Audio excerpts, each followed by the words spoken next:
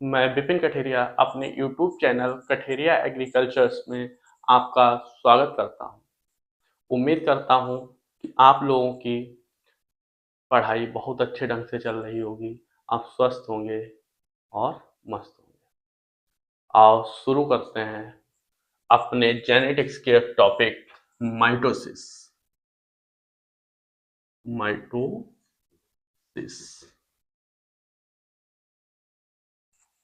Mitosis में क्या होता है कि सेल्स का दोगुना होना, अर्थात सेल्स का बढ़ना। वो हम किससे फाइंड करते हैं? माइटोसिस। इसमें कोई एक सेल्स होती है जिसको हम क्या बोलते हैं? Mother cell. Mother cell.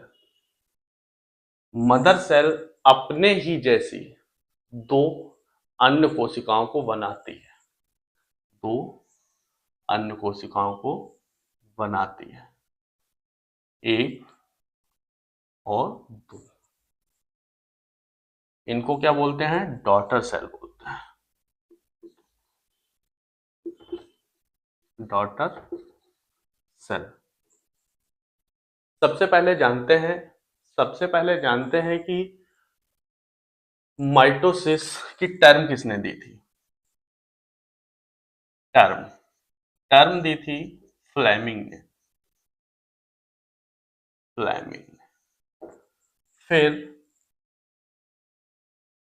ये माइटोसिस में जो सेल्स होती है, सभी सेल्स, ये जो मदर सेल अपने जैसी दो सेल्स बनाती हैं, उनको डॉटर सेल्स होती हैं। उनमें वो सिमिलर होती हैं। सिमिलर सिमिलर शेप, साइज और सबसे बड़ी बात क्रोमोसोम। क्रोमोसोम इनका साइज भी एक सा होगा और क्रोमोसोम नंबर भी सभी में बराबर बराबर होंगे और आकार अर्थात साइज और शेप बिल्कुल बराबर होगा। इसलिए ये सिमिलर सेल्स होती हैं। जैसे मदर सेल्स मान लिया कि ये वीट की सेल्स है जिसमें क्रोमोसोम नंबर 42 होते हैं। ये मदर सेल अपने ही जैसी दो अन्य सेल्स बनाती है, तो इनमें भी जो क्रोमोसोम नंबर होते हैं वो 42 होते हैं, इधर भी 42 ही होते हैं, बराबर बराबर होते हैं, अपने ही जैसी दो सेल्स बनाती हैं। इसलिए इसे इक्वेशनल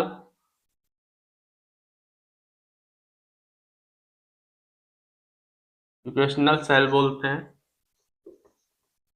या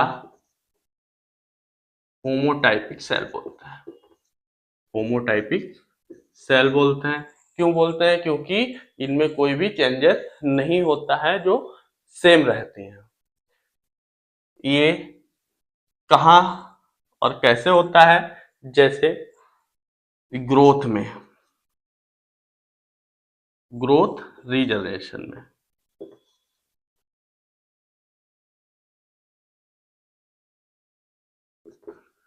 रीजनरेशन में ग्रोथ में क्या होता है कि जैसे जो सेल्स होती है वो दोगुनी हो रही हैं। जैसे हम छोटे होते हैं या प्लांट छोटा होता है, वो दिन पर दिन कैसे बढ़ता है?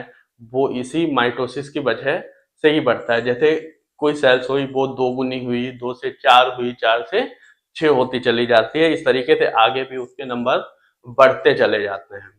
ऐसे ही अपनी बॉडी में भी होता है कि माइटोसिस की वजह से ही हम जब बचपन में छोटे होते हैं, उसके बाद धीरे धीरे बढ़ते जाते हैं, इसी वजह से, क्योंकि माइटोसिस की वजह से। माइटोसिस में जो सेल्स होती हैं वो हमारी 2 से 4, 4 से 6, 6 से 8 इस तरीके से होती चली जाती हैं, जिससे हमारी ग्रोथ बढ़ती चली जाती है। और रीजनरेशन में क्या होता है? जैसे हम कोई प्लांट की टहनी काट देते हैं या पत्ती कोई तोड़ देते हैं, तो जहां से टहनी कटी होती है वहां से नई शाखाएं निकलने लगती हैं। जहां से पत्ती तोड़ देते हैं, पत्तियां निकलने लगती हैं, या हम प्लांट को नीचे से काट देते हैं, तो वहां से भी कोई प्लांट निकलने लगता है। क्यों निकलने लगता है? क्योंकि माइटोसिस की वजह से ही निकलने लगता है। इस वजह से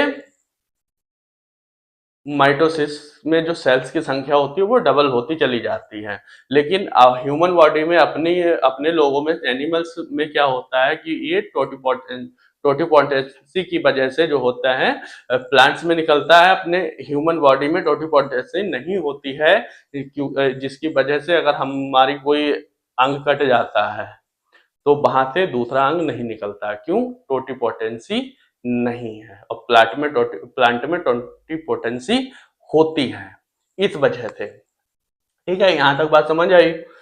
फिर अब यहाँ ये कहाँ होता है? ये कहाँ होता है? सोमेटिक सेल्स में होता है।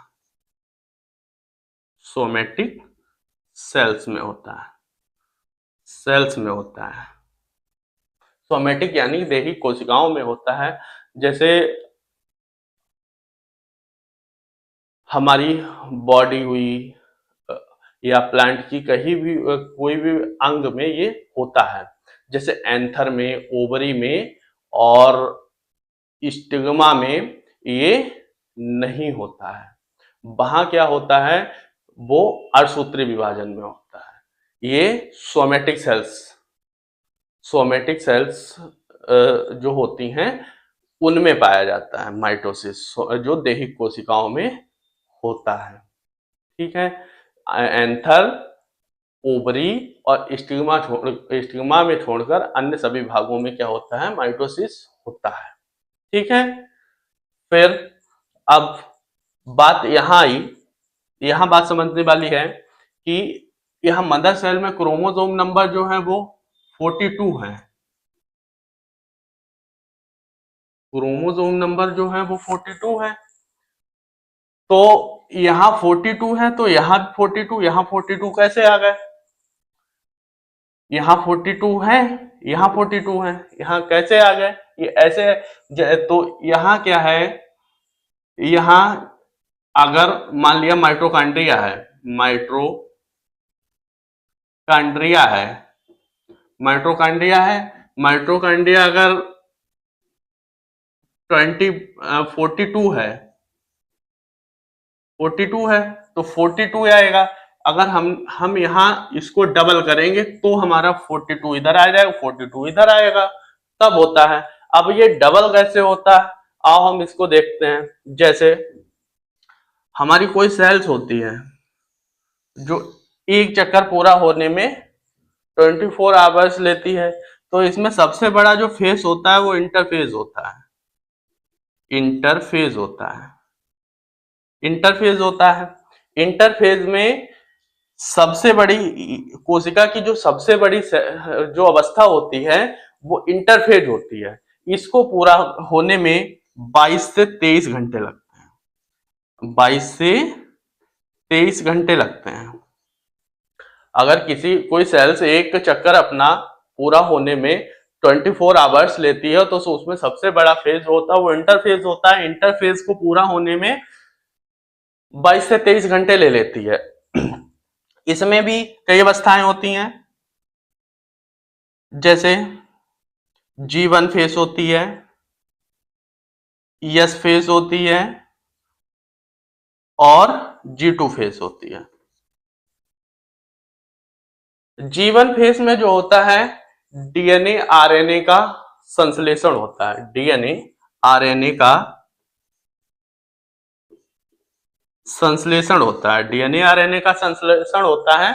और यहां जो होता है वो डीएनए का रेप्लिकेशन होता है, रेप्लिकेशन होता है, यानी कि जो डबल होता है, डीएनए डबल होता है। और यहां जो होता है G2 में डीएनए डीएनए और आरएनए, डीएनए आरएनए बचा हुआ उनका संश्लेषण होता है। डीएनए आरएनए जो बचता है उसका संश्लेषण होता है। तो जैसे 42 क्रोमोसोम है, यहाँ 42 क्रोमोसोम होते हैं तो यहाँ डबल होके 84 हो जाते हैं। जब यहाँ डबल हो जाते हैं तो यहाँ 84 हो जाते हैं। यहाँ बचा कुचा जो होता है वो उसका संश्लेषण हो जाता है। फिर इसके बाद की अवस्था जो होती है वो माइटोस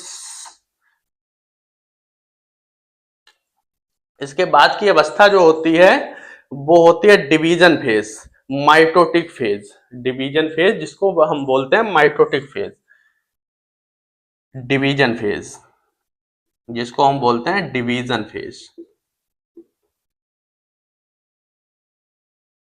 डिवीजन फेज या mitotic phase, mitotic phase, mitotic phase. इसमें भी कई अवस्थाएं होती है जैसे प्रोफेज, प्रोफेज, मेटाफेज, मेटाफेज और अनाफेज, अनाफेज और टीलोफेज, टीलोफेज। तो जब यहाँ क्रोमोसोम की संख्या 84 हो जाती है तो ये यहाँ जो होता है डिवीजन फेज होता है। 84 84 इसको 42 में डिवाइड कर देता है, 42 में डिवाइड कर देता है डिवीजन माइटोटिक फेज में, डिवीजन फेज या माइटोटिक फेज में। जैसे प्रोफेज हो गया, मेटाफेज हो गया, अनाफेज हो गया, टेलोफेज हो गया। तो यहां तक बात समझ आई, यहां तक बात समझ आई। जैसे एक बार हम फिर से इसको रिवाइज कर देते हैं। जैसे यहाँ पर एक मदर सेल है, इसमें क्रोमोसोम नंबर 42 है। 42 ये बराबर बराबर भागों में बढ़ते हैं। क्यों बढ़ते हैं? क्योंकि यहाँ जो है, यहाँ क्रोमोसोम की संख्या डबल होती है। वो डबल किस वजह से होती है? क्योंकि यहाँ इंटरफेज में जो क्रोमोसोम नंबर जो डीएनए होते हैं, क्रोमोसोम होते हैं, वो डबल होते हैं, डबल होते हैं। जीवन में डीएनए आरएनए का संश्लेषण होता है, S1 में सिंथेसिस होता है, सिंथेसिस की वजह से डीएनए क्या होता है? डबल हो जाता है। और उसके बाद इसमें माइटोटिक फेज में क्या होता है? उनका डिवीजन होता है, यानी कि वो बट जाते हैं, यानी कि वो बट जाते हैं, बराबर बराबर भागों में चले जाते हैं। 42 इधर हो जाते हैं, 42 उधर हो जाते हैं डॉटर सेल्स में। अब हम इनको एक एक करके कैसे पढ़ते हैं वो जानते हैं। अब प्रोफेज हो गया, मेटाफेज हो गया और अनाफेज हो गया। चलो आओ हम इसको देखते हैं।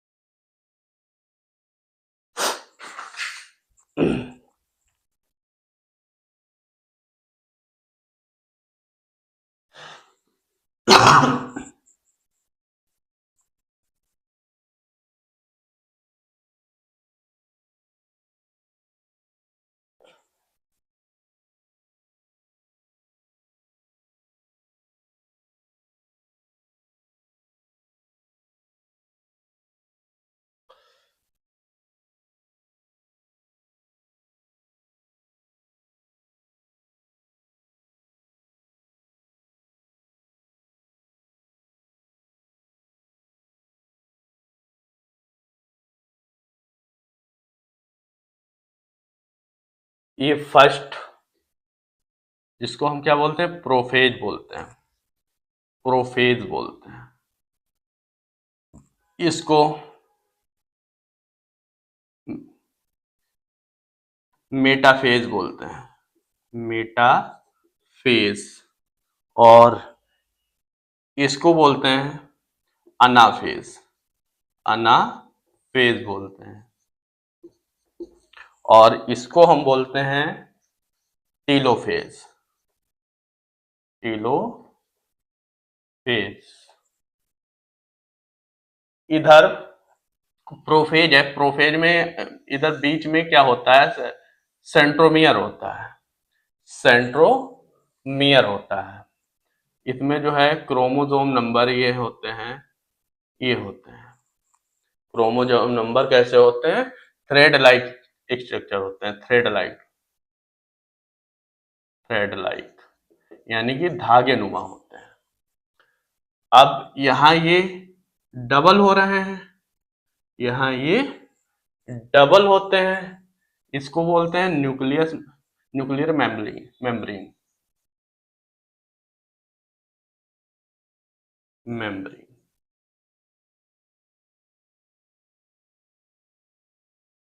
न्यूक्लियर मेम्ब्रेन बोलते हैं, इसको बोलते हैं न्यूक्लियोलस,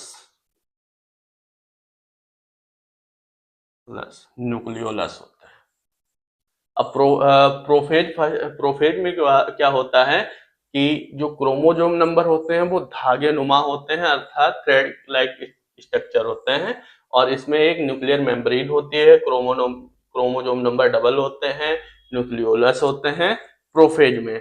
जब प्रोफेज खत्म होने वाला होता है, जब प्रोफेज लेट प्रोफेज में जो क्रोमोजोम नंबर होते हैं वो सिकुड़ने लगते हैं और कोइल्ड होने लगते हैं, सिकुड़ कर मोटे होने लगते हैं और कोइल्ड होने लगते हैं, इस तरीके से होने लगते हैं, इस तरीके से होने लगते हैं, सिकुड़ने लगते हैं और कोइल्ड होने लगते हैं। ठीक है, फिर जब प्रोफेज खत्म हो जाता है, जब प्रोफेज खत्म हो जाता है तो न्यूक्लियर मेम्ब्रेन जो होती है वो टूटने लगती है, वो क्या होती है, टूटने लगती है, यानी कि टूट जाती है, और न्यूक्लियोलस भी खत्म हो जाता है, न्यूक्लियोलस भी खत्म हो जाता है। फिर इसमें क्या होता है, स्पाइंडल फाइबर, स्पाइंडल फाइबर जो होते हैं वो स्पाइंडल अपरेटर्स जिसे बोलते हैं, स्पाइंडल स्पाइंडल अपरेटर्स जो होते हैं,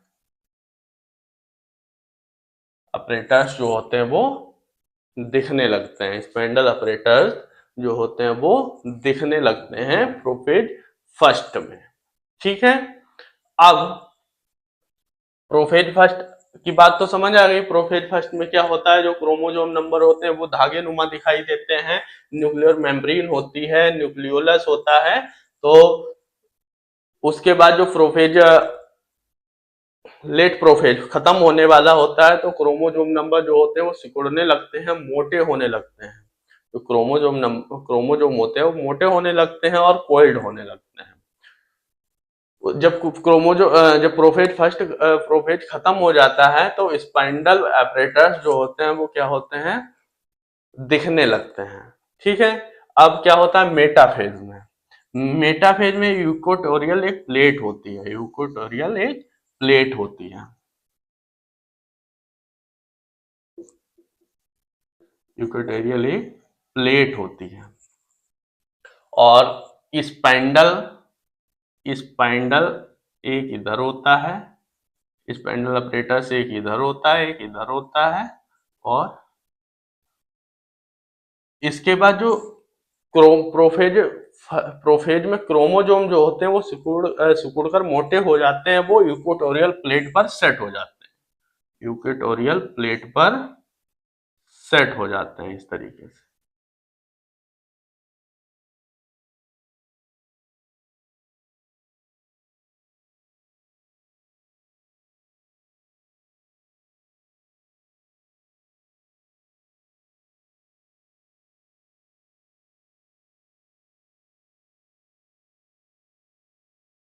यूकोटोरियल प्लेट पर जो क्रोमोजोम होते हैं वो सेट हो जाते हैं, और स्पाइंडल फाइबर जो होता है वो एक तरफ से ऐसे इनको क्या करता है,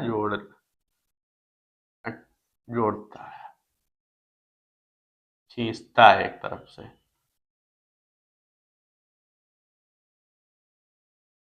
इस तरीके से ये, तरीके से ये, इस तरीके से ये, इस तरीके से ये, इस तरीके से ये, इस तरीके से ये, इस तरीके से ये, इस तरीके से ये, और इस तरीके से ये, और एक तरीके से ये, एक तरीके से ये, और एक तरीके से ये।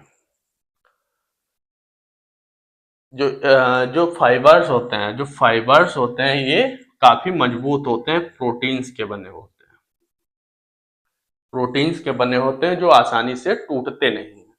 ये क्रोमोसोम को एक तरफ से ये खींचता है, एक तरफ से वो खींचता है, दोनों ये क्या होते हैं, क्रोमोसोम को खींचते हैं। जैसे कोई, हाँ, इसमें ये क्रोमोजोम होते हैं वो डबल है ना, तो ये डबल डबल है, ये डबल है क्रोमोजोम, ये डबल है, ये डबल होते हैं, डबल होते हैं। जैसे एक ये है और इसी की तरीके से एक ये है, और जैसे कोई रस्सी है, एक तरीके से ये खींच रहा है, एक तरफ से वो खींच रहा है, तो ये आपस में एक दूसरे को खींचते हैं। तो एक अवस्था आती है, एक स्ट्रेस इतना होता है कि ये आपस में टूट जाते हैं, एक दूसरे से ये टूट जाते हैं। तो यहाँ क्या होता है, अनाफेज में, यानी कि जो क्रोमोमेटाफेज में क्या होता है, जो स्पाइंडल फाइबर होते हैं वो खींचते हैं क्रोमोजोम को, एक दो जो डबल क्रोमोजोम होते हैं वो ये अपनी तरफ से एक एक खींचते हैं। एक स्ट्रेस इतना क्रिएट होता है, ये स्ट्रेस इतना क्रिएट होता है कि अनाफेज में जो स्पाइंडल होते हैं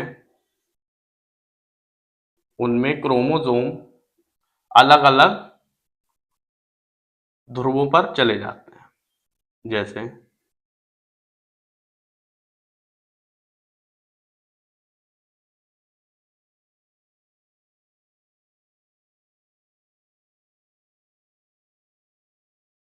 एक इधर आ गया, इधर आ गया, इसी तरीके से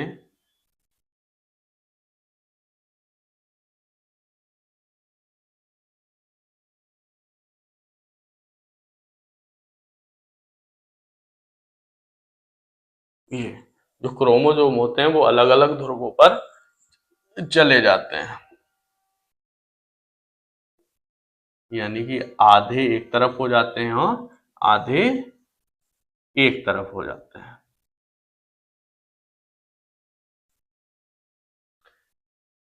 मेटाफेज में जो इतना स्ट्रेस क्रिएट हुआ था जिसकी वजह से वो क्रोमोजोम अलग अलग हो गए, आधे एक तरफ चले गए और आधे एक तरफ चले गए। ठीक है, अब आते हैं टीलोफेज में क्या होता है। टीलोफेज में जो क्रोमोजोम होते हैं वो अलग अलग बट जाते हैं, अलग अलग बट जाते हैं,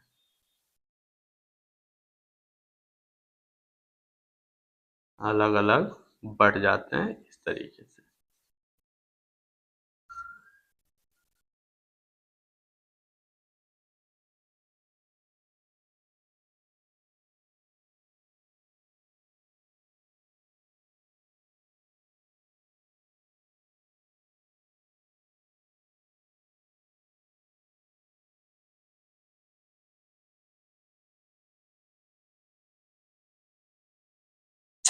और इसमें क्या होता है, ये साइटोप्लाज्म भरा रहता है, साइटोप्लाज्म भरा रहता है, साइटोप्लाज्म भरा रहता है।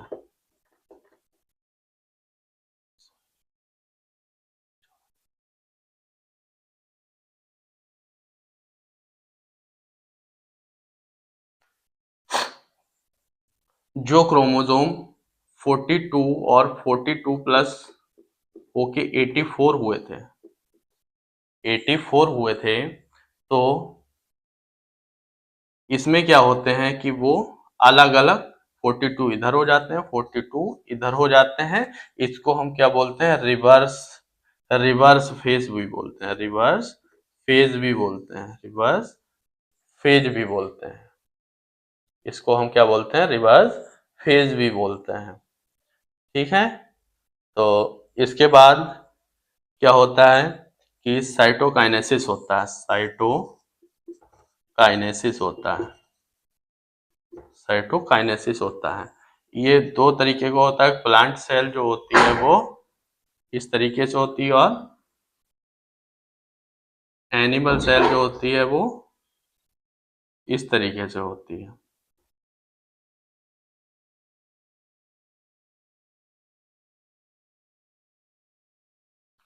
एनिमल सेल जो होती है वो इस तरीके से होती है और जो क्रोमोसोम नंबर होते हैं वो इस तरीके से होते हैं। ठीक है, तो इसमें ये इस तरीके से सेल बाल की तरीके से होता है, सेल वॉल की वजह से होता है। और इसमें जो है जो क्रोमोसोम नंबर बढ़ते हैं वो इस तरीके से बढ़ते हैं, सेल्स इस तरीके से बढ़ती है और इसमें भी इस तरीके से बढ़ती है।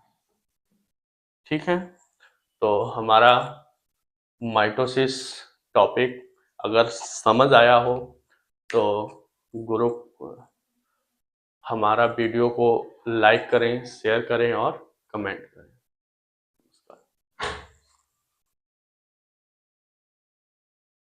हो गया? हाँ।